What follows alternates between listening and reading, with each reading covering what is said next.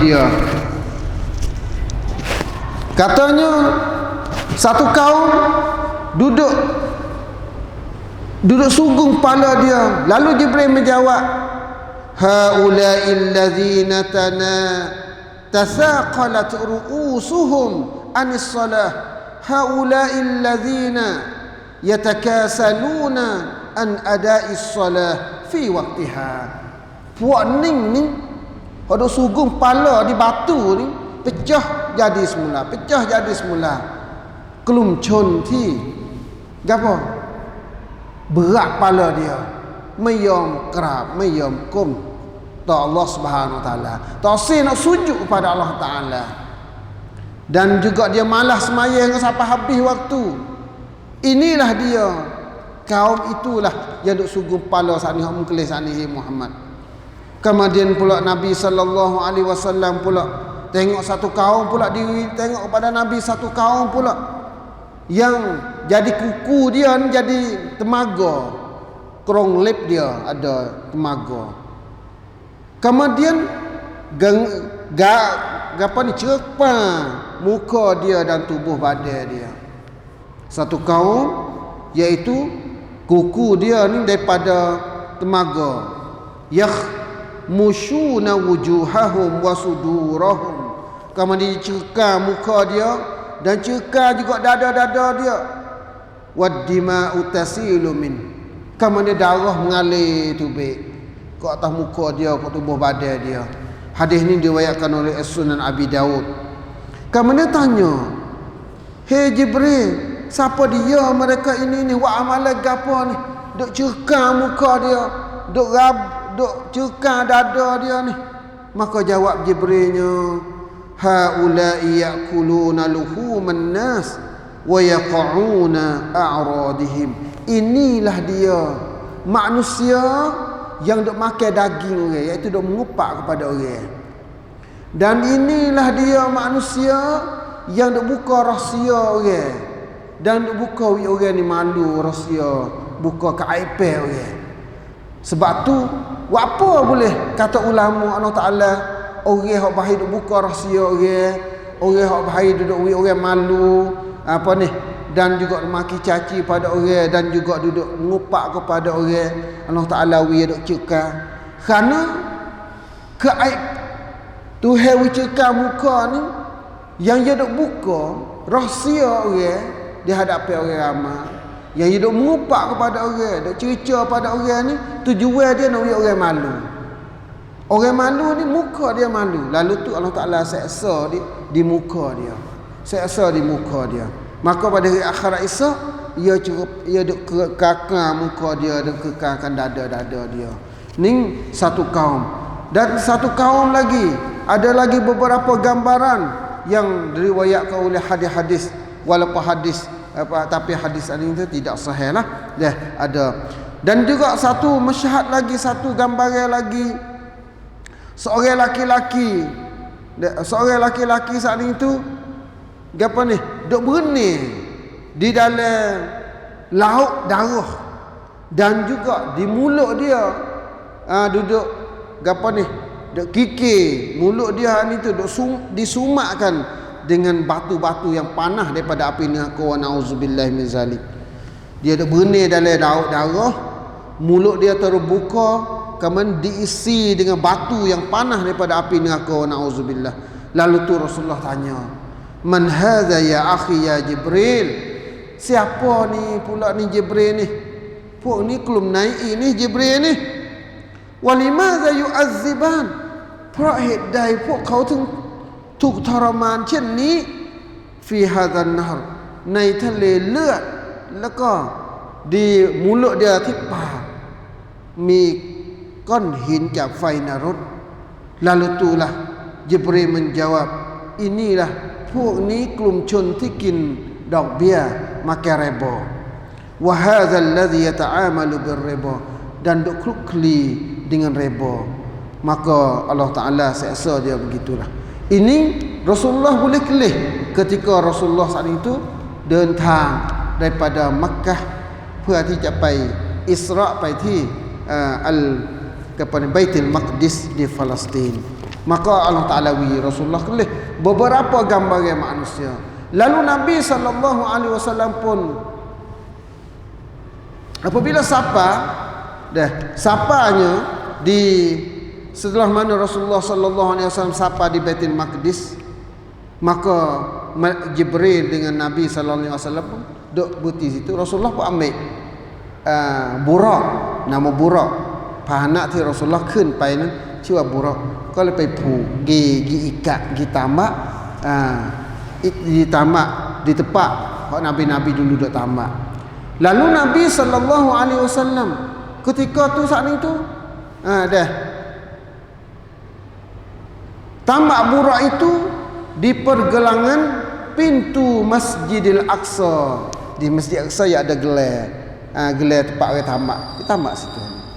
Buat tamak situ ni kemudian kemudian Nabi SAW masuk ke dalam masjid kau pai Masjid Aqsa, dan ia mendirikan 2 salat 2 rakaat semaya sunat 2 rakaat sana, 2 rakaat padanya. Keluar darinya dengan keadaan sangat dahaga.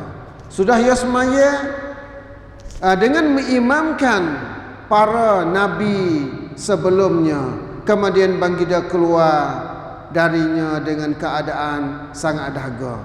Dalam semaya tadi Rasulullah yang diimam kemudian diikut oleh nabi-nabi yang sebelumnya. Di situ menunjuk katanya segala nabi, kelebihan Nabi Muhammad sallallahu alaihi wasallam yang Allah Subhanahu wa taala nak mentasliahkan, karena Rasulullah dok bosan hati, dok using kerana matinya 2 kekasih dia, iaitu isteri dia yang dikasihi dan juga bapa saudara dia.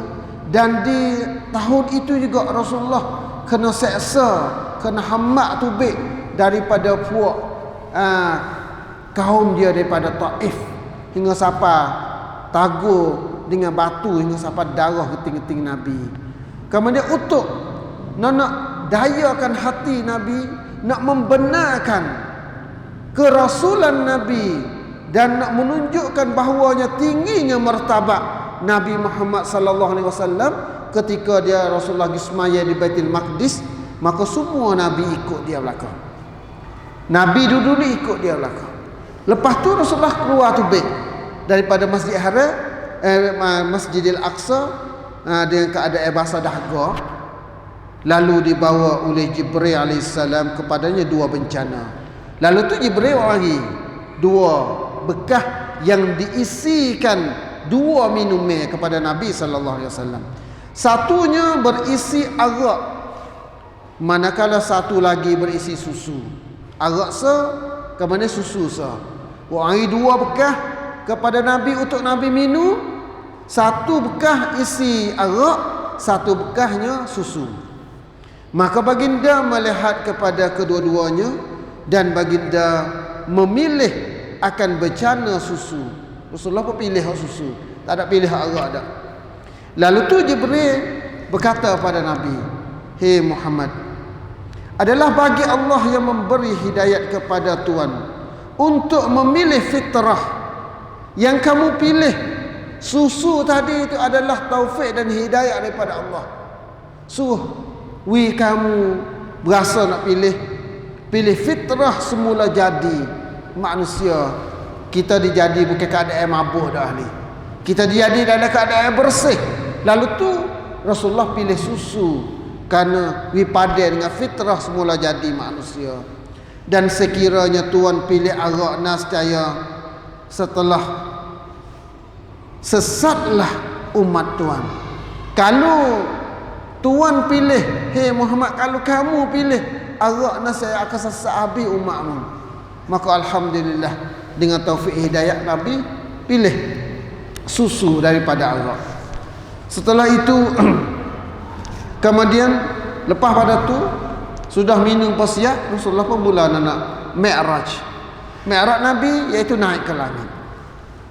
Kemudian Jibril pun bawa Nabi sallallahu alaihi wasallam naik ke langit. Naik ke bermi'raj, naik ke langit. dengan berkenderaan burak juga, naik burak naik. Dan menurut setengah riwayat bahwasanya Mi'raj Rasulullah sallallahu alaihi wasallam dan Jibril alaihissalam ke langit berlaku dengan memakai tangga khususnya. Ada setengah riwayat kata Rasulullah naik dengan tangga ada tangga dah wala bagi naik dengan tangga. Ni Sahih Bukhari juga ada cerita kata Mi'raj Rasulullah ni ada tangga naik, burak naik dengan tangga, melalui burak, kenderaan burak, tapi ada tangga naik. Kemudian sapalah Nabi sallallahu alaihi wasallam di langit yang pertama, iaitu langit dunia. Langit pertama dinama langit dunia. Al-Quran diturun pada bulan Ramadan. Bulan Ramadan, syahr Ramadan allazi unzila fihi al-Quran. Bulan Ramadan diturun Al-Quran, maka di langit dunia ni lah turun.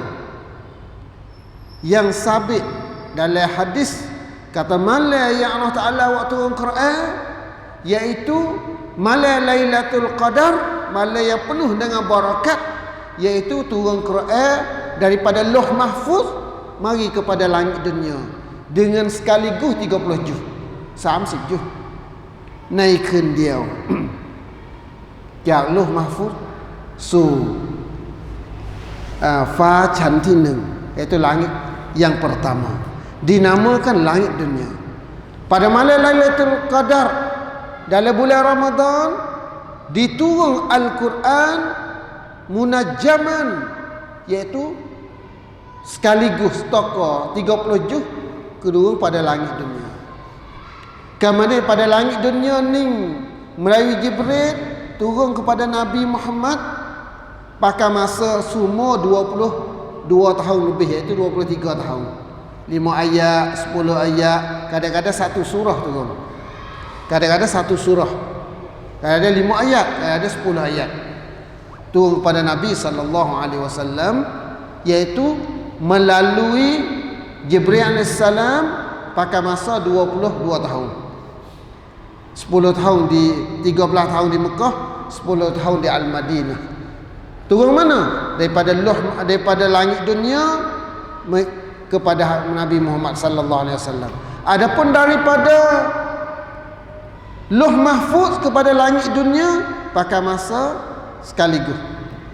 Iaitu tanazzulatul Quran, waktu Al-Quran ini 3 tahap, 3 kantong. Tahap pertama daripada Allah kepada Lauh Mahfuz. Tahap kedua pada Lauh Mahfuz kepada langit dunia.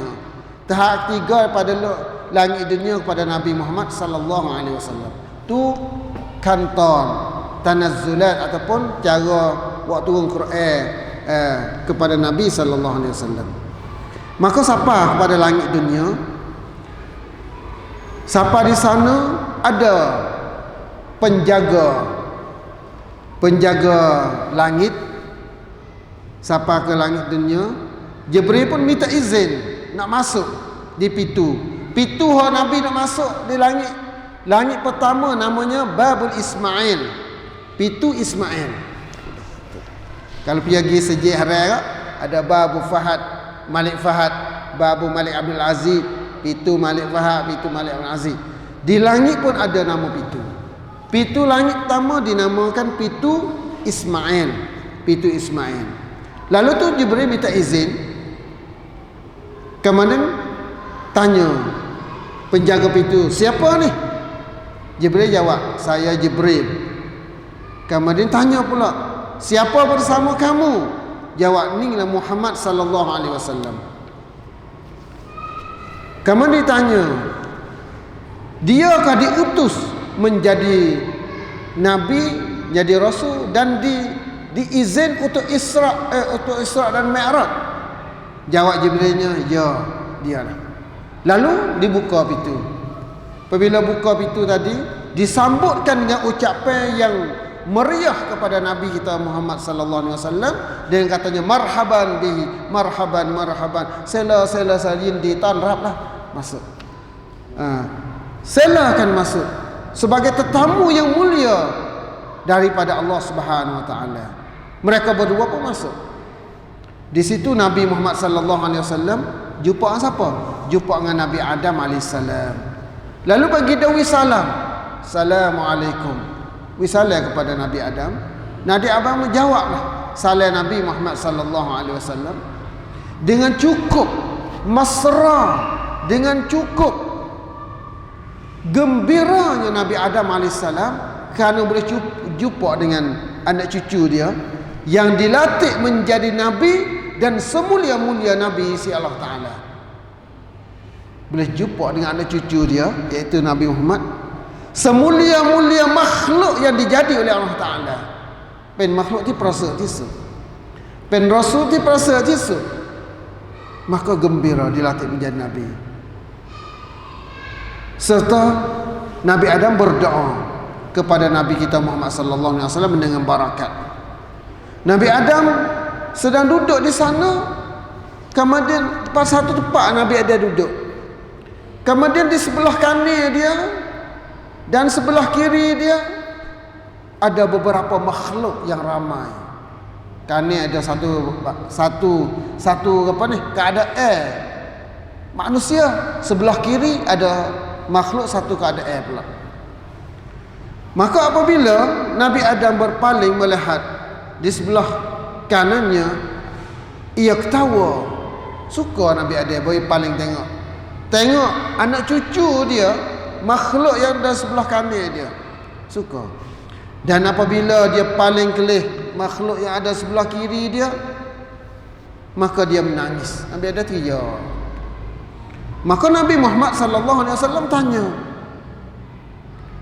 "Apa itu ya Jibril? Apa Jibril tu? Puak mana pula ni? Sebelah kanan ni dan puak mana pula sebelah kiri?"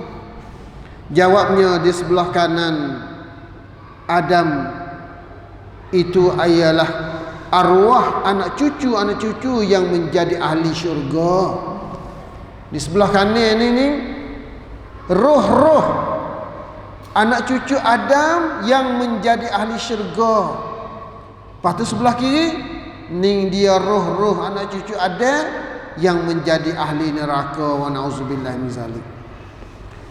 Pada langit di sana juga, dalam perjalanan itu juga Rasulullah sallallahu alaihi wasallam diberi lihat juga dua buah sungai. Lepas tu Rasulullah lagi dan lagi. Tak nak seksa lagi. Kemudian pula tengok pula, jumpa pula dua buah sungai yang sedang berlari. Berkata Jibril alaihissalam, inilah dua sungai Nail dan Furat. Dua sungai Nail ini adalah nama dia, satu sungai Nail dan Furat. Itu sampai daripada hadis Nabi sallallahu alaihi wasallam, sungai Nail ini adalah apa ni? Tempat keluar dia daripada syurga. Sungai Furat juga Euphrates ya, masa putih dah. Euphrates juga tempat keluar dia daripada syurga juga. Berasal dua sungai ni yang ada Nail yang ada di negeri Mesir dan Furat berada di negeri Iraq lah ni. Dua sungai besar ni ada ton kamda asal tempat keluar dia daripada syurga. Maka pada malam tu Rasulullah sallallahu alaihi wasallam boleh kelih dua sungai yang ada di dunia, iaitu di Mesir sungai Nail dan yang ada di Iraq sungai Furat. Maka Jibril kata, inilah dua asal kedua-duanya. Di sinilah tempat humi dua sungai tadi, sungai Nail dan sungai Furat. Kedua-duanya berhuminya daripada syurga. Dan bagi dia melihat pula sebuah sungai yang lain pula di tiba-tiba dibina di atasnya sebuah kota mahligai yang dihiaskan dengan mata lu'lu'. Lu'lu' ni kaimuk dan juga permata daripada apa ni, barjan, iaitu jemeruk dan mata-mata lain lagi. Satu sungai ada berlari di bawah dia, tapi di atas tepi dia ada satu mahligai kota yang besar, yang cantik, diperhiaskan di Makkah kota tadi dengan mata lu'lu', iaitu kaimuk, dan juga dengan jemeruk dan mata lain lagi. Zabarjad, dan juga zabarjad ni mata-mata penin cinta. Baunya, bau air sungai tadi itu sedap seperti air bau misk. Lalu baginda bertanya, apakah pula ni Jibril ni? Sungai gapa pula ni Jibril ni, bau sedap begitu lalu ni? Besar lagi bau sedap. Jawab Jibril, inilah kalam Kautsar. Ni dia kalam Kautsar, hei Muhammad, yang Tuhanmu sedia bagimu, hei Muhammad. Allah Ta'ala cadai untukmu ni, hei Muhammad. Manakala setengah riwayat yang lain mengatakan bahawa Al-Kautsar berada di langit yang ketujuh, ada juga setengah riwayat. Kalam Kautsar mengikut hadis Nabi sallallahu alaihi wasallam, maka Allah Ta'ala akan minum belum masuk syurga. Bagi ahli syurga sebelum nak masuk syurga, Tuhan minum air di kalam Kautsar yang dicediakan untuk Nabi. Maka gayung dia, cetong dia untuk nak minum air di kalam Kautsar banyak seperti bintang di langit. Bahu dia seperti air bahu misk. Bersih dia, berkilat seperti lu'lu'. Gila, air itu berkilat seperti mata lu'lu', mata kaimuk. Siapa dia boleh minum air di kalam Kautsar satu tegak, dia tak akan dahaga selama-lamanya. Maka bagi orang beriman yang mengikut sunnah Nabi, Nabi sallallahu alaihi wasallam berjanji untuk nak jumpa dengan kita di kalam Kautsar. Rasulullah ta inna mau'idati fil hudi, sesungguhnya perjanjian kita, mau'iduna fil hudi, perjanjian kita akan jumpa hai umatku di kalam Kautsar. Nabi yang janji dengan kita nak jumpa dengan kita di kalam Kautsar. Hei umat Islam, hei umat Islam, Rasulullah janji nak jumpa dengan kita di kalam Kautsar. Tapi sayangnya di kalam Kautsar ada satu golongan manusia dihamba, tak boleh nak minum air di kalam Kautsar. Lalu tu Rasulullah sallallahu alaihi wasallam dia kenal umat dia. Ketika malaikat nak hamba, dia tu ummati ummati.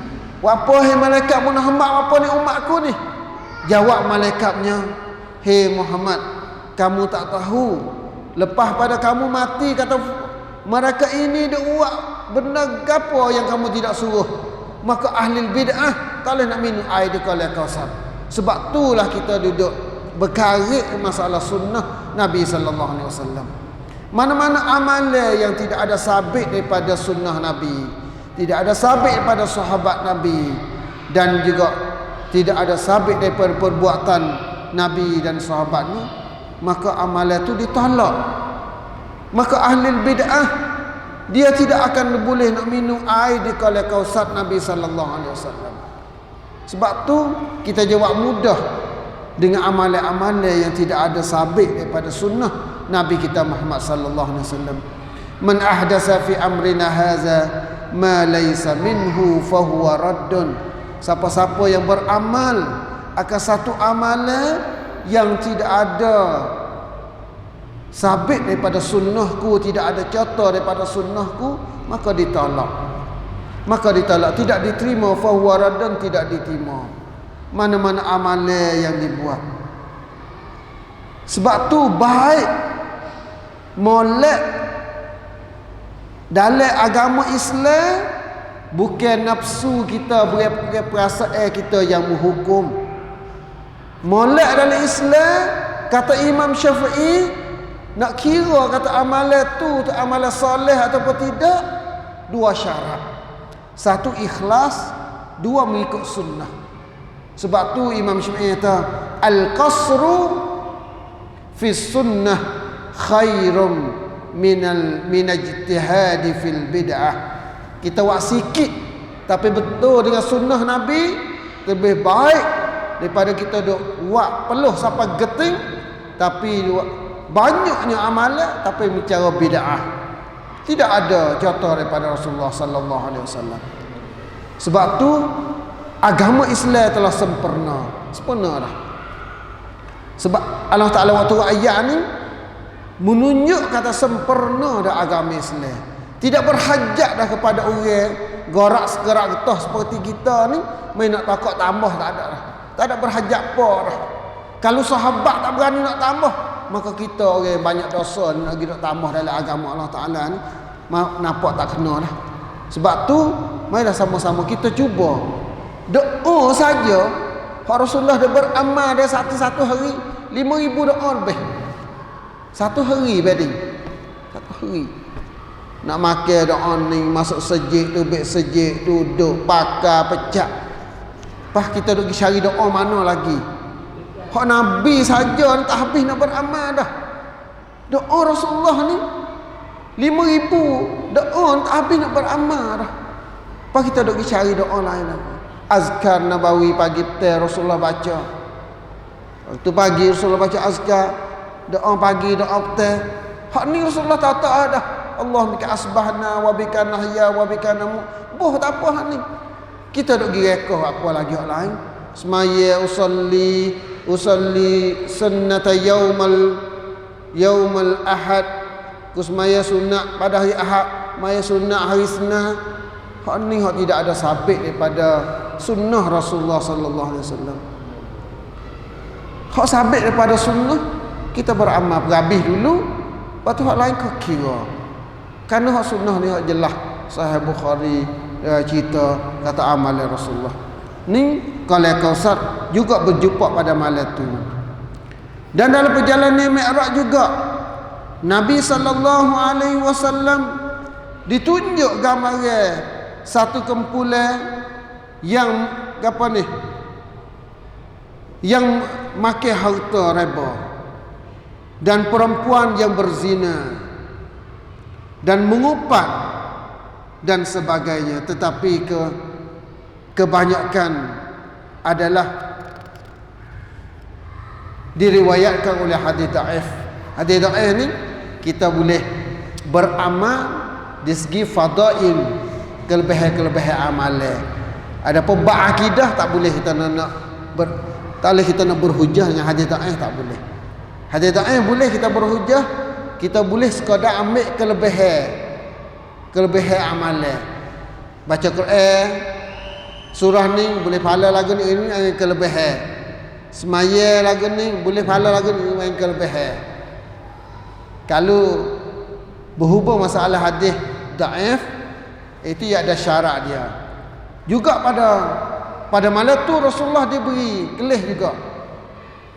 Orang seksanya setengah tu duk ketai mulut dia.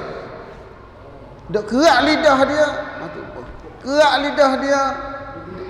Duk guting lidah dia dengan gutingnya daripada api neraka, wa nauzubillah. Maka tanya Rasulullah sallallahu alaihi wasallam, siapa ni Jibril? Apa boleh duk kerak lidah dia? Dia inilah khutbah. Inilah orang yang duk mengajar, orang yang duk bersyarah tapi tidak beramal. Ngapa ia duk royak, ngapa ia duk kata? Maka di akhirat insya-Allah taala dia duk kerak lidah dia, wa nauzubillah min zalik. Wa nauzubillah min zalik. Minta jauh kita semua daripada. Dan baginda juga berjumpa dengan berbagai-bagai rupa dengan menjaga apa ni,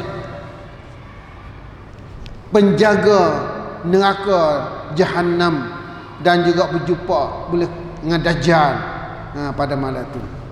Kemudian pula habis ni langit yang pertama mengikut hadis-hadis sahih yang mencerita kepada kita. Langit yang kedua setelah sampai situ, maka Jibril bawa pula Nabi naik pergi pada langit yang kedua. Maka di langit yang kedua tadi Jibril pun sampai di langit yang kedua, maka minta izinlah Jibril untuk nak masuk. Maka diberi sambutan yang baik daripada penjaga langit yang kedua. Maka wisalah Jibril jumpa di sana, tanya siapa dia ni. Maka jawab dia Muhammad, orang yang dilatih menjadi rasul. Maka diizin masuk. Izin masuk, maka Rasulullah pun masuk. Kemudian jumpalah Nabi di langit yang kedua dengan Nabi Isa bin Maryam, Nabi Isa ibnu Maryam, dan juga dengan Nabi Yahya ibnu Zakaria. Lalu tu Rasulullah wisalah, Assalamualaikum, wisalah kepada Nabi Isa alaihissalam dan wisalah kepada Nabi Yahya di langit yang kedua. Setelah wisalah tadi dijawab salam dengan penuh hormat kepada Nabi kita Muhammad sallallahu alaihi wasallam, dan penuh gembiranya kerana boleh jumpa dengan sebaik-baik manusia di atas dunia. Manusia sebaik-baik manusia iaitu Nabi kita boleh jumpa dengan sebaik-baik manusia di atas dunia, maka muja pada dia. Lalu tu Nabi Isa ibnu Maryam adalah lelaki, seorang lelaki tidak tinggi sangat, tidak rendah sangat, sederhana tubuh badan dia, kulit dia putih cenderung mengikut merah seperti Nabi kita Muhammad sallallahu alaihi wasallam. Rambut dia betul, rambut Nabi kita pelak-pelak sikit, tapi rambut Nabi Isa alaihissalam betul. Rupa parah dia hampir-hampir dengan seorang sahabat nama dia Urwah ibn Mas'ud As-Saqafi. Kalau nak tengok sahabat ke meh Nabi Isa ke supaya dengan Urwah, insya-Allah nanti kita boleh kelih dalam syurga Isa dengan para anbiya, insya-Allah. Tu langit yang pertama. Kemudian tak ada hadis sahih, tidak cerita banyak, tapi adalah hadis dhaif tu ada cerita, maka kita tak riwayat sinilah kerana hadis dhaif. Kemudian Jibril bawa pula naik ke langit yang ketiga. Selepas tu Jibril pun naik pula bersama Nabi Muhammad sallallahu alaihi wasallam. Siapa di pintu tadi? Siapa di pintu langit yang ketiga tadi? Maka ditanya, siapa ni? Saya Jibril. Nah, siapa? Sama sekali kamu? Maka ni Muhammad, Rasulullah sallallahu alaihi wasallam. Kemudian apabila lagu tu, maka dibuka pintu, dibenarkan. Nabi Muhammad sallallahu alaihi wasallam pun masuk. Lantas baginda jumpa di langit yang ketiga dengan seorang nabi, iaitu Nabi Yusuf bin Yaqub. Nabi Yusuf bin Yaqub. Nabi Yusuf ni terkenal lah seorang nabi yang jangan rupa parah dia. Jumpa sana. Lalu tu baginda pun beri salam. Nabi Yusuf menjawab salam dia dengan penuh gembira kerana jumpa dengan sebaik-baik makhluk di atas muka bumi, dengan Nabi kita Muhammad sallallahu alaihi wasallam. Setelah wisalah, jawab salam dengan penuh hormat kepada Nabi. Ning Nabi ya declare sikit, ya Rasulullah duk gembir, duk bosan hati, duk duka cita matinya isteri dia, matinya pak saudara yang dikasihi, dan pula kena hambak tubik daripada Fuad Taif, ditagur dengan batu, kerah orang hambak, darah siapa? Betih Nabi sallallahu alaihi wasallam. Pada Allah Taala wa naik Nabi naik ke langit untuk Rasulullah ni betah. Tengok. Gapo ni, dan juga tasliyahkan, nak membenarkan kerasulan Nabi sallallahu alaihi wasallam kepada makhluk umum. Orang kafir umum kata benar sungguh, orang tidak ada siapa yang kuasa nak naik di atas langit. Ni nak membenarkan Rasulullah ni, Rasulullah tu mancai dah. Kemudian bertambahkan lagi apa ni, kebenaran Rasul Nabi sebagai mukjizat yang tidak ada siapa yang boleh nak tanding lagi. Sampai sana. Habis daripada langit yang ketiga naik kepada langit yang keempat. Kemudian kedua-dua naik langit keempat. Wisalah. Sampai langit keempat jumpa penjaga, iaitu tiap-tiap langit ada penjaga. Adapun hak kita dok kenal kata langit tamu jadi pada emas perak, jadi pada temaga apa tu? Hak tu hadis dhaif. Hadis maudhu', hadis palsu tu. Ulama hadis, sebab tu saya tidak sebut di sini. Nah, maka tidak ada hadis sahih yang cerita kata langit pertama tuk sang macam arai. Fa chanที่2ถูกสร้างมาจากอะไรนั้นไม่มีหะดีษ sahih บอกในเรื่องนี้ itu kita riwayat sini. Kemudian kedua terus berangkat naik wisalah. Bersapa langit yang keempat buka, tanya siapa ni? Saya Jibril. Dan siapa bersama kamu? Jawab Jibril, ni Muhammad sallallahu alaihi wasallam. Yang dilatih menjadi rasul. Ya. Lalu tu dibuka pintu pada Muhammad. Maka Nabi sallallahu alaihi wasallam masuk kepada langit yang tekak yang keempat. Di sana Rasulullah berjumpa dengan Nabi Idris alaihissalam. Lalu baginda memberi salam dan dijawabkan oleh Nabi Idris alaihissalam serta mengalu-alukan ucapan selamat datang dan berdoa kebaikan kebaginya. Nabi Idris apabila jumpa dengan Nabi sallallahu alaihi wasallam, jawab salam dengan penuh gembira dan berulang-ulang juga masya-Allah, barakallah, ucap mengalu-alukan marhaban, ucapan mengalu-alukan kerana suka hati boleh jumpa dengan sebaik-baik manusia di atas muka bumi ini. Boleh jumpa dengan sebaik-baik manusia. Maka jumpa dengan dengan Nabi Idris alaihissalam. Naik pula kepada langit yang kelima. Tanya seperti itu juga. Minta izin Jibril alaihissalam, minta izin nak masuk. Maka ditanya, siapa engkau? Saya Jibril. Dan bersama engkau? Maka ni Muhammad sallallahu alaihi wasallam, Nabi Muhammad sallallahu alaihi wasallam. Lalu tu mendengar lagu tu, dia akan dilantik menjadi rasul akhirul zaman. Ya. Lalu tu dibuka pintu. Buka pintu tadi, maka Rasulullah masuk, jumpa nampak Nabi Harun bin Imran menyata sana. Maka Rasulullah pun salam, assalamualaikum.